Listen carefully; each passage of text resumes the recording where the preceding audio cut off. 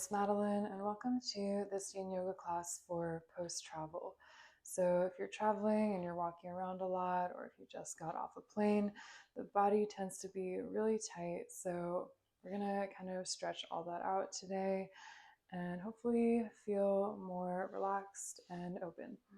So let's get into it with a little bit of movement before going into our yin poses. And we'll go for some seated cat-cows. So you can place the hands on the knees. And as you inhale, begin to arch the spine forward, looking up. And then round the back as you exhale. And you can continue like this or take any kind of fluid movement that feels good in the body. So maybe making some circles in one direction and then the other. Just listening intuitively to whatever your body is needing.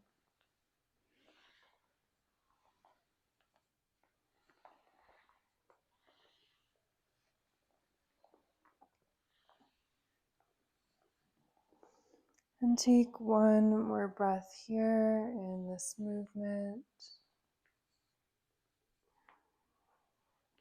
And then come back to center, and we'll get into our first pose, which will be a toe squat. So you can start to come onto the knees and then tuck those toes, standing up on the knees, and then sit back on the heels. So this can feel really intense, especially if you're not used to stretching this area. You can always place a block, if you have one, underneath the knees to make it a little more gentle.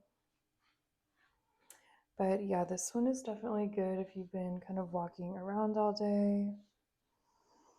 So really opening up those feet. And we won't be here for too long, so just try to focus on the breath and know you can always come out of it if you're ever feeling in any pain.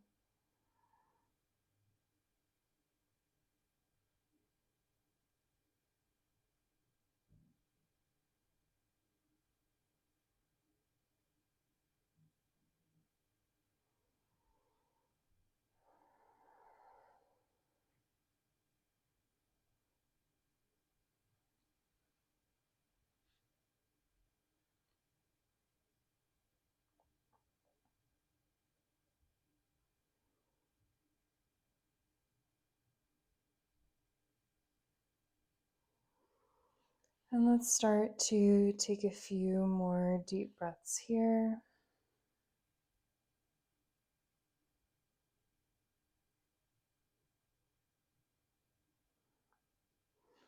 And take one more deep breath. If you're using that block, slowly remove it. Then come forward onto those hands, taking your time. You can untuck those toes and maybe tap out the feet a little bit. And then we'll come back to sit on our heels and we'll come into an ankle stretch now. So sitting on top of the heels and then start to just lift those knees. You don't have to go too far. Maybe the hands hold on to the knees. So you should really feel a nice opening in that ankle. And again, we won't be here for too long since it's a pretty intense pose. And if this doesn't feel good, you can always just sit on your heels instead.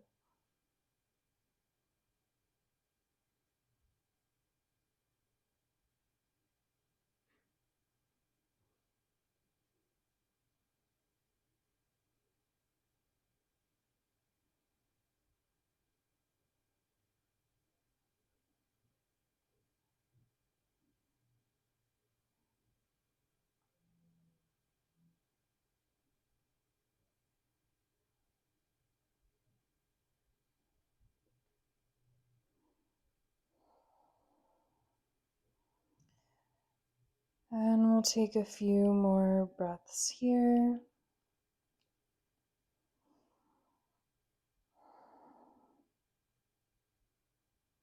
Take one more breath. And slowly start to release those hands, start to draw the knees back down to the earth. You really take your time here. And then slowly again, you can come back onto those hands, maybe tap out the feet. And from here in your tabletop position, feel free to take any kind of movement that feels good. So maybe you want to go for some cat cows again, or make some circles in the body.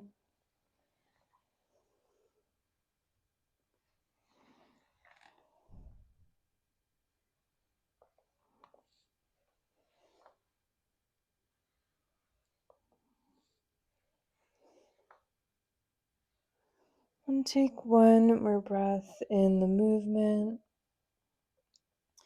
And we'll come back into a seated position and we'll come into a butterfly pose. So you can start to bring the soles of the feet together out in front of you. They can be as close into the body as you like or as far out as you like.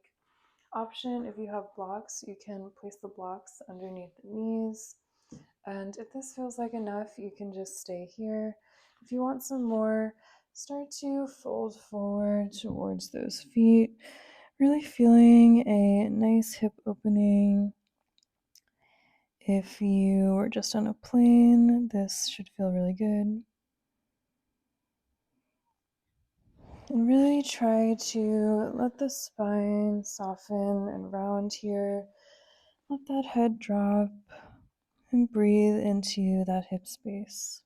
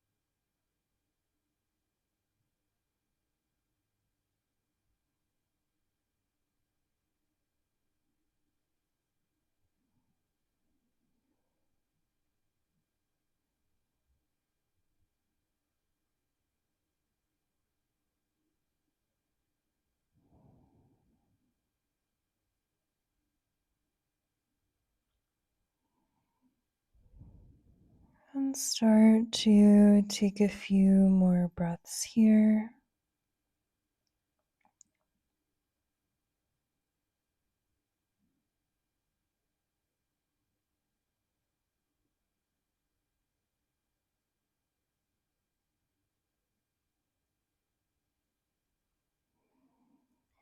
And take one last breath. And slowly start to press back up onto the hands. Take your time. And then place the hands on those thighs and start to draw the knees back in together. Maybe you want to go for some windshield wipers here, rocking the knees from side to side.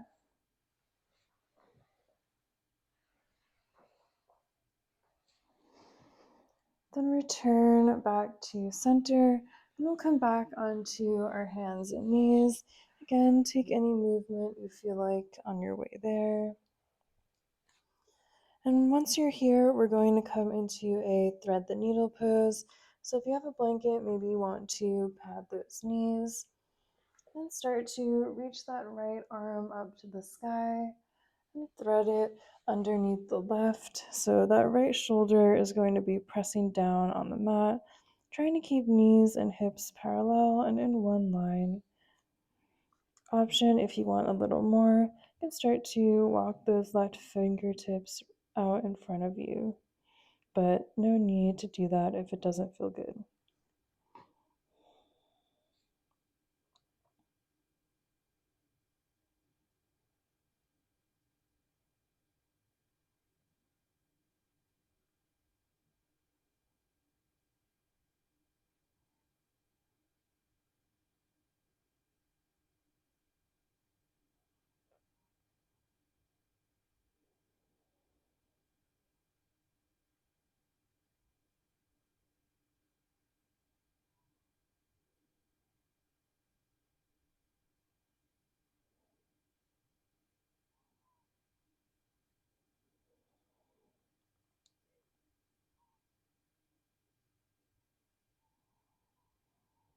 And really try to send that breath up and down the spine.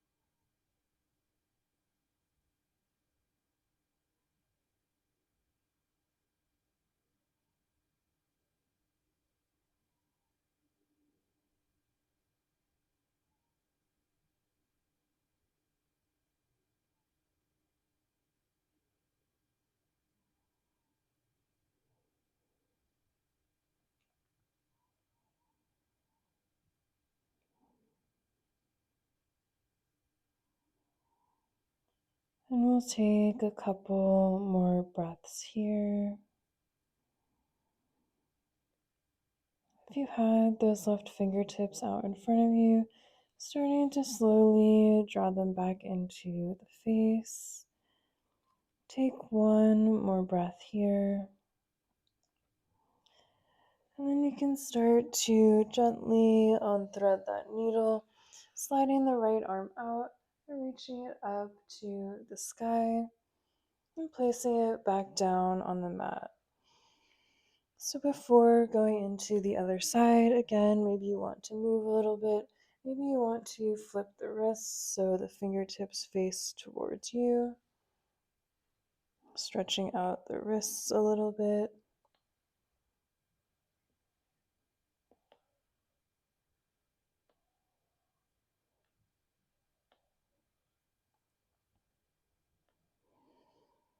And come back to center. And we'll move into the other side. So this time, again, knees and hips in one line.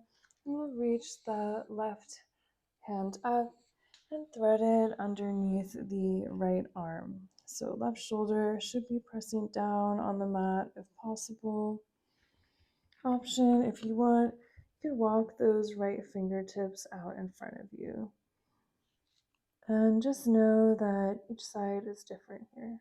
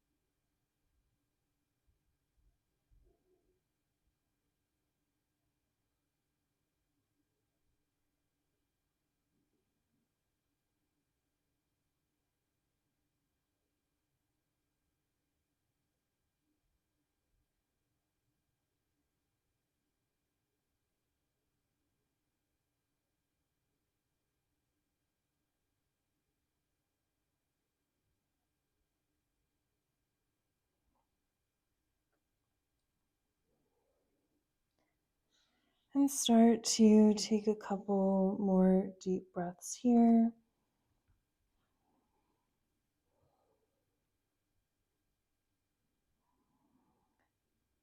The fingertips are out long. Start to walk them back in towards the face. And then slowly can begin to unthread that left arm, reaching it up to the sky and placing it back down on the mat. From here, again, go for any movement that feels good. And then we'll make our way down onto our backs. So no rush getting here. And once you're there, you can hug the knees into the chest, maybe rock a little side to side on the mat, which should feel really nice on that spine. And then whenever you're ready, you can plant the feet down on the mat. We're going to come into a reclining pigeon. So you can start to place that right ankle on top of the left thigh. If this feels like enough of a hip stretch, you can stay here. If you want some more, start to draw that left knee into the chest. And if you want, you can wrap the hands around the hamstring or in front of the shin.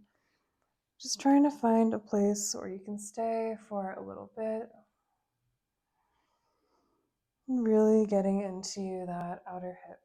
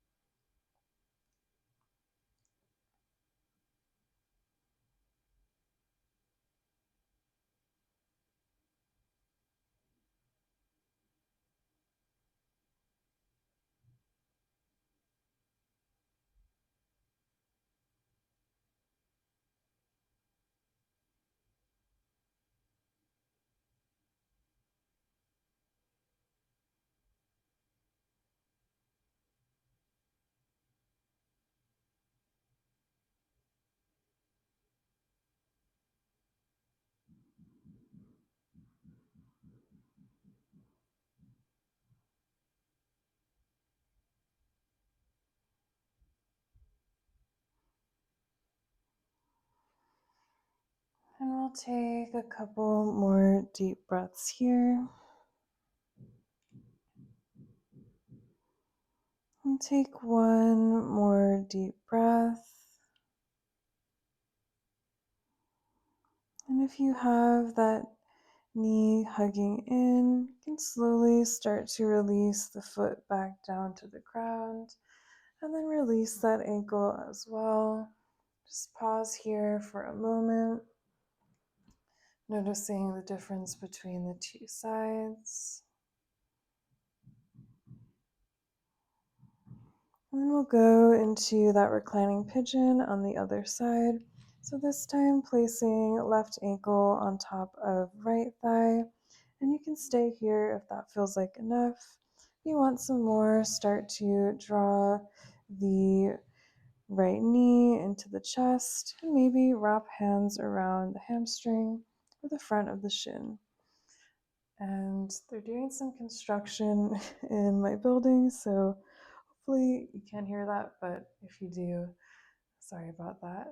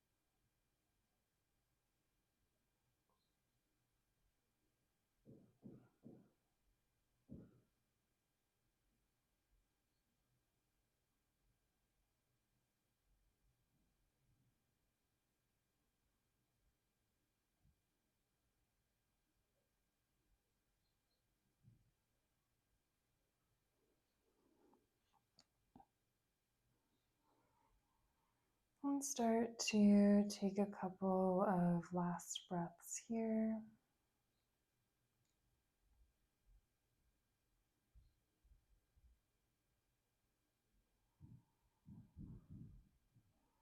And if you're hugging right knee in towards the chest, slowly begin to release the foot back down to the mat. And you can release that left ankle as well. And then extend those legs out long in front of you. From here, we'll come into a banana asana. So you can reach the arms up above you as well. And then start to shift the hips a little over to the right and walk those feet over to the lower left corner of the mat, and then the upper body over to the upper left corner of the mat. So you're in this banana-like shape here, both hip points on the ground. If you want a little more, you can cross right ankle over left and maybe grab hold of the right wrist with that left hand. So you're getting a full side body stretch here for the right side. So really try to breathe into that area.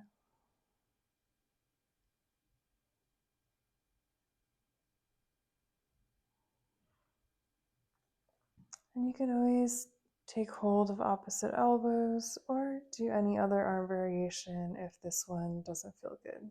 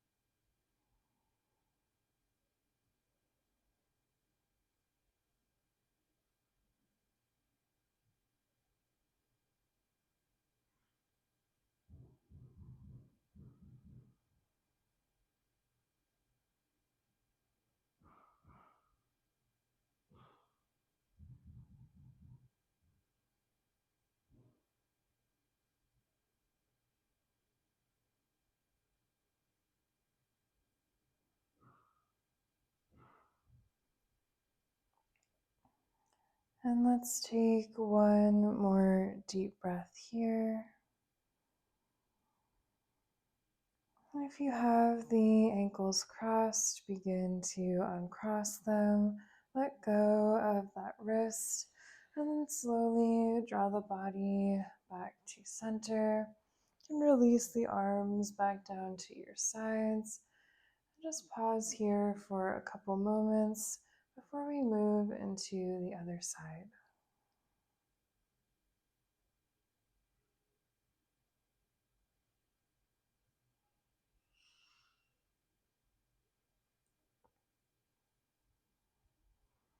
And then whenever you're ready, you can reach those arms back up again and shift the hips a little over to the left. And then this time, walk the feet over to the lower right corner of the mat, and the upper body over to that upper right corner.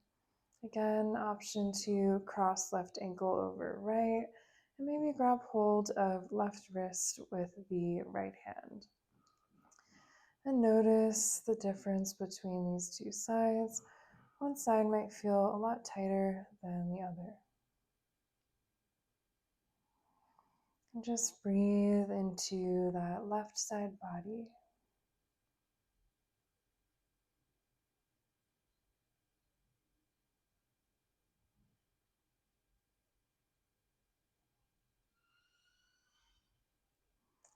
Again, sorry if you hear any construction. I feel like it's kind of loud.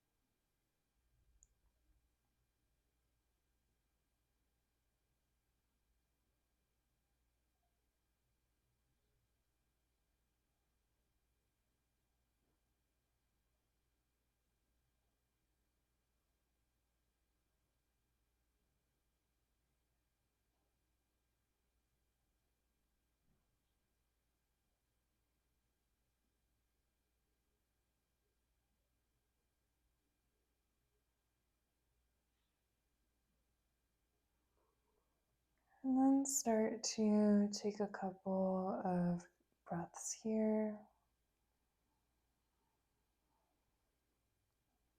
Taking one last deep breath. And if you have the ankles crossed, you can uncross them, let go of the wrists, and slowly draw the body back to center. And you can draw those knees into the chest one more time. And from here, start to take any final movement or poses your body is needing before we head into Shavasana. So maybe that's a happy baby, maybe a twist, maybe a snail pose. Just listening to whatever you need.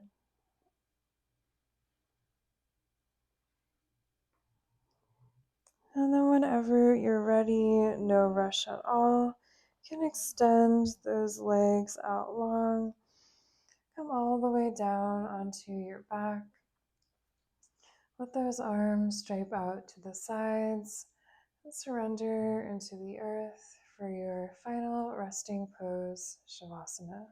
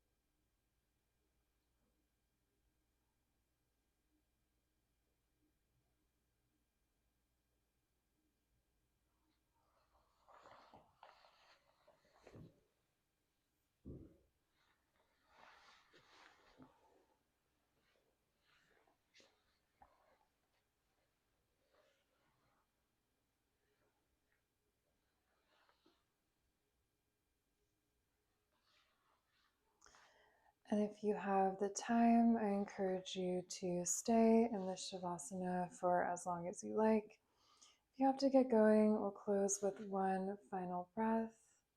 So you can exhale the air out now. Take a deep inhale through the nose, and then a big sigh out the mouth. And thank you so much for practicing with me. I hope you're feeling more open after your travels. And if you'd like to see more yin yoga classes like this, please subscribe to my channel, and I'll see you again next time.